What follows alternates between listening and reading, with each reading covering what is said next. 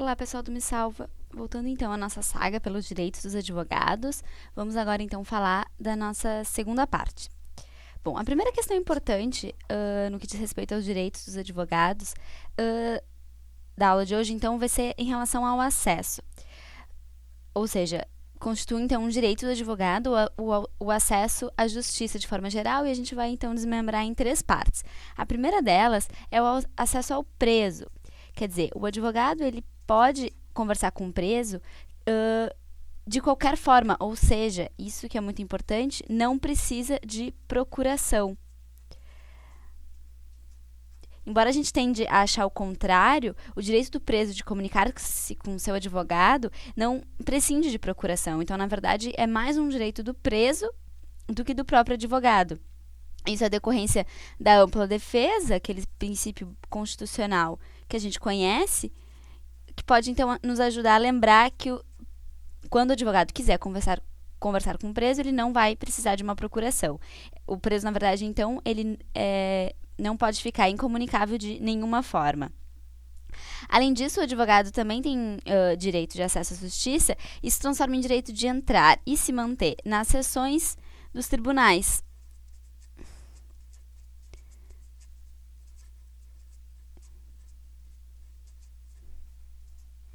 Mas, além disso, nas audiências, nos cartórios, nos serviços de registros, delegacias e prisões.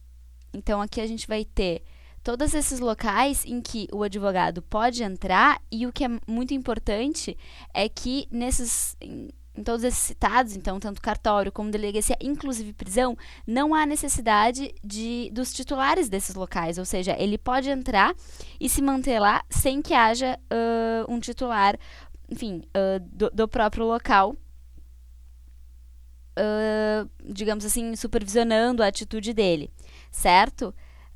Nas sessões de tribunais, o que ainda é importante a gente lembrar é que ele pode entrar, mesmo que não haja uma cadeira para ele sentar, então ele pode ficar em pé. A ausência de um local para sentar não pode constituir uma dificuldade, ou enfim, o próprio tribunal não poderia dizer, o senhor não pode ficar aqui porque não tem cadeira para o senhor sentar. Não, ele tem direito de ficar em pé. E o que é muito louco e que às vezes a gente custa para acreditar é que ele pode ultrapassar as cancelas. O que isso significa? Para quem já conhece um tribunal, acredito que a grande maioria, quando numa sessão de tribunal, por exemplo, existe uma parte que é reservada aos juízes, enfim, onde os advogados vão até um certo local e existe uma cancela, uma certa barreira que impossibilita que o advogado entre naquele local, onde estão os juízes, os magistrados, os desembargadores. E, na verdade, o advogado tem sim o direito de entrar ali se por alguma razão ele achar que é necessário, certo? E, além disso, aí aqui vamos mudar um pouquinho. Se nas salas de audiências eu falei que ele não precisava dos titulares, nas repartições judiciais ele pode entrar fora do expediente, isso é importante, mas na companhia de algum titular dessa repartição. Porque, na verdade, não é um local necessariamente onde os advogados vão, né? A repartição judicial seria, então, um local em que ele iria por alguma razão, para requerer algum documento, alguma informação. Então, por isso, a necessidade de um titular. E, por fim, nas assembleias e reuniões em que o advogado esteja representando o seu cliente, como uma assembleia societária, por exemplo, ele pode, mas nesse local ele vai precisar de uma procuração necessariamente. E essa procuração, além disso, necessita de poderes especiais. Se a gente se lembrar que dos poderes gerais dos advogados, a gente falou disso em algumas aulas passadas, normalmente, então, ele não precisaria de poderes especiais para todas essas outras ações, porque são, na verdade, poderes gerais de foro, que a gente chama. Mas aqui, para representação de assembleia, é necessário um poder especial constituído lá na procuração, certo? Bom, vamos falar agora um pouquinho, então, de uma outra questão que costuma cair bastante nos exames da ordem, que é o acesso aos autos de inquérito e aos processos. Para a gente conseguir fazer isso de uma forma um pouquinho mais didática, vamos pensar em 3 níveis de liberdade de acesso ao inquérito. Então, o primeiro nível deles seria, então, um nível de muita liberdade, em que o advogado tem acesso praticamente sem nenhum requisito, ou seja, ele pode acessar os processos e inquéritos policiais que não estejam em sigilo, aqueles que então não tem nenhuma questão especial, que não foi determinado um sigilo.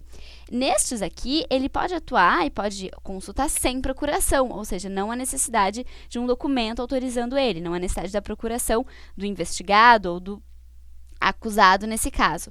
E nesses casos, então, ele poderá tirar cópias digitais ou físicas, e aqui é importante a gente firmar o digitais, porque as provas têm, isso é uma novidade do Estatuto de 2015, as provas têm feito uma referência a isso. Então, sim, pode ser com o celular, isso está na lei, não é uma autorização da delegacia, ele tem esse direito de qualquer forma, certo?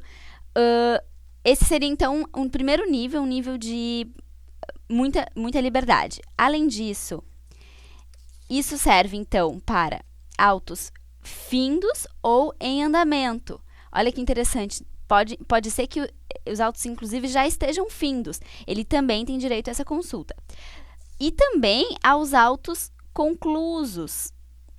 Autos conclusos que significam aqueles que estão, por alguma razão, conclusos com o juiz, enfim, ou com o delegado para algum despacho, não tem problema, isso não impede que o advogado possa ter vista dos autos.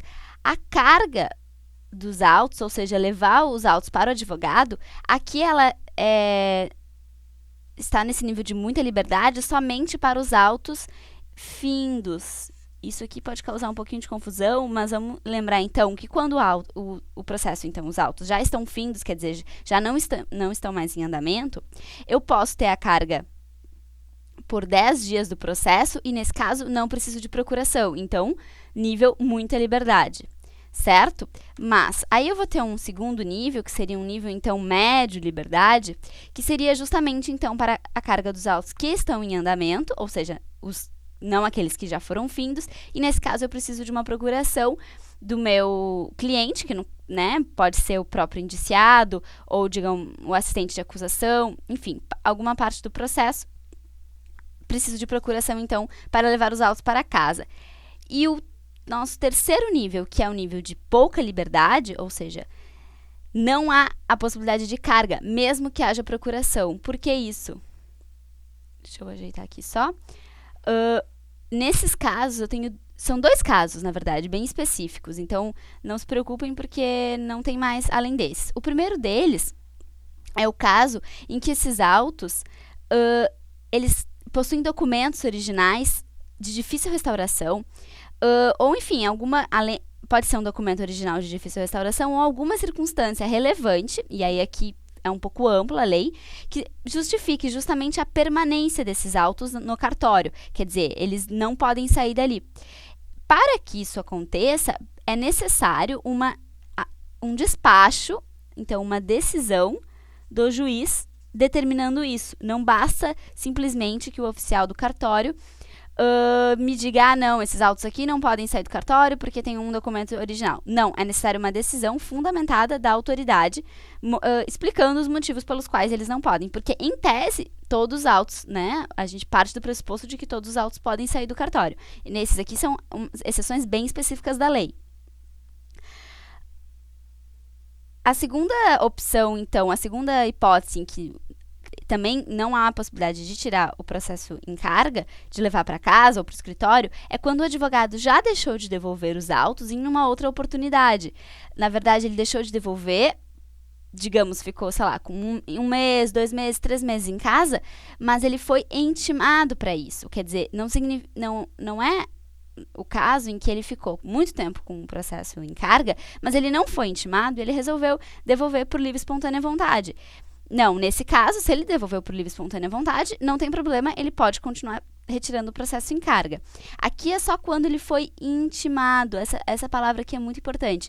Ele foi intimado pelo juiz e ele não devolveu mesmo assim. Bom, aí, neste caso, ele não poderá mais retirar o processo em carga até o fim do processo. Quer dizer, aquele próprio feito ali em que ele está atuando não pode retirar até o término dele, certo? Bom, acho que então, de autos, de inquéritos e processo é isso. Vamos agora então para uma última parte que fala da nossa comunicação com o magistrado. Quer dizer, o advogado, obviamente, ele tem direito a comunicar-se com o magistrado. E isso pode se dar, olha que engraçado, a qualquer hora. Não precisa marcar a hora com o advogado. A gente sabe que na prática, muitos juízes têm essa prática de, bom, para conversar comigo, eu preciso marcar hora com um gabinete, etc. Bom, isso ok, se, né, enfim, é uma prática judicial, mas o que a lei determina é que o advogado tem o direito de conversar com o magistrado sem hora marcada. Correto? Então, ele pode simplesmente bater na porta e entrar. E eras isso, não preciso de mais. Bom, mas algumas outras questões relacionadas à comunicação do magistrado. A gente tem aquela chamada palavra de ordem, que é o caso em que o juiz ele está sentenciando ou, enfim, dando alguma decisão oralmente, o advogado está presente numa audiência, por exemplo, e ele interrompe o juiz. Então, aqui é uma questão de interrupção, da palavra do juiz. E isso aqui determina que sim, ele poderá usar, então, a palavra de ordem para esclarecer equívoco que o juiz esteja falando. Então, digamos que o juiz está falando uma coisa que é nada a ver com o processo. Isso, o importante aqui é a gente ver se esse esclarecimento, ele influencia o julgamento. Quer dizer, porque se ele tem uma influência no julgamento importante, porque trata-se de algum equívoco de fato, algo que, enfim, realmente pode alterar o julgamento, o advogado sim tem o direito de interromper e utilizar a palavra de ordem para esclarecer esse equívoco. Então tem que ter essa influência, porque senão, bom, daí poderia ser qualquer coisa e aí a gente poderia ter alguma certa confusão. Então tem a necessidade dessa influência no julgamento. E aqui também ele pode utilizar isso para replicar alguma acusação ou alguma censura que lhe foi feita. Certo? Ele também pode utilizar a voz, se assim ele preferir, né? Claro que ele sempre vai ter o direito de peticionar de forma escrita, mas aqui a gente está falando da comunicação oral. Caso ele ele pretenda, então, realizar alguma reclamação diante de algum juiz ou autoridade contra algum fato que tenha sido desrespeitado. Fato que tenha desrespeitado alguma lei, ou algum regulamento, ou algum regimento. E claro que, nesse caso aqui, então, ele poderá fazer isso de forma oral e de forma escrita, em alguma petição, recurso, etc. Na verdade, a lei aqui ela só quer determinar, então, a possibilidade de fazer essa reclamação de forma oral, para que isso não seja de alguma forma violado por algum juiz, etc. E por fim, então, a nossa conhecida forma, digamos assim, oficial de comunicação com o magistrado, que é a sustentação oral. Sustentação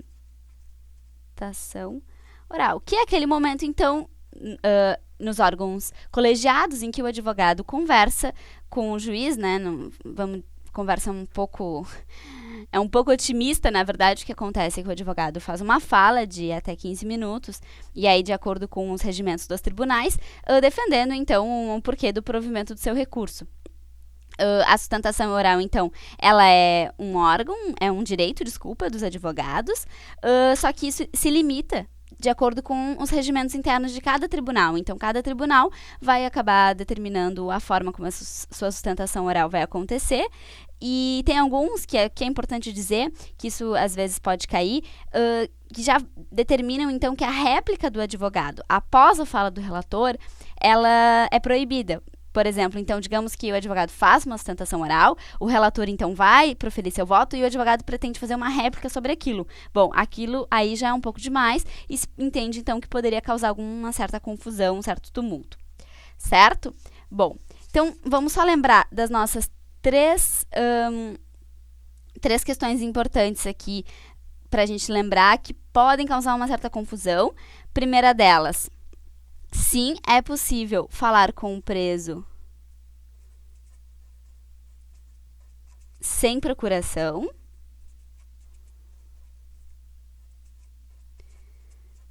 Embora às vezes a gente ache que não, porque, enfim, pode ser alguma questão de segurança, isso é um direito mais do preso do que do próprio advogado. O advogado pode ultrapassar as barreiras, ou os cancelos, como é a palavra que a lei utiliza, que separam os juízes. Isso também pode causar uma certa estranheza, que a gente não acredita muito que é verdade, porque na prática isso muito pouco acontece, mas sim é um direito dele. E por fim, sim, ele pode interromper a fala do juiz, em alguns casos bem específicos, o que a gente chamou de palavra de ordem, para esclarecimento de alguma questão que vai influenciar no julgamento ou para a réplica de alguma acusação ou censura que lhe foi feita, certo? Então, essas três questões que às vezes podem causar uma certa estranheza, vamos se manter atento. Valeu, pessoal. Então, até a próxima.